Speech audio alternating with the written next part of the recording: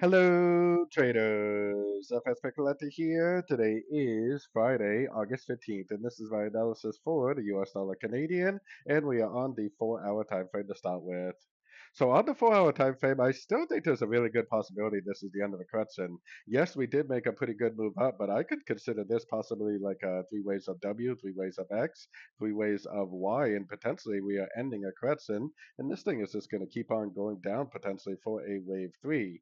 I have a hard time believing that the US dollar index is not still very bearish. So going down to the 1 hour time frame, we definitely got a pretty nice impulsive move down. We definitely do have a break of structure on the 1 hour. We do know for sure that the trend right here is over. Now, if this is the end of a correction, it definitely will continue to make lower lows, lower highs. It'll go down and break this structure.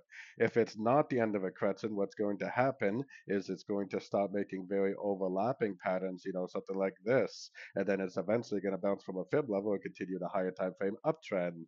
So if you're paying attention to the structure of the market, paying attention to your fib levels, you should definitely be looking for shorts and learning and earning at the same time whether this is a correction to the last move up or whether it's a complete trend reversal and it's going to keep on going down, which is honestly what I'm leaning towards.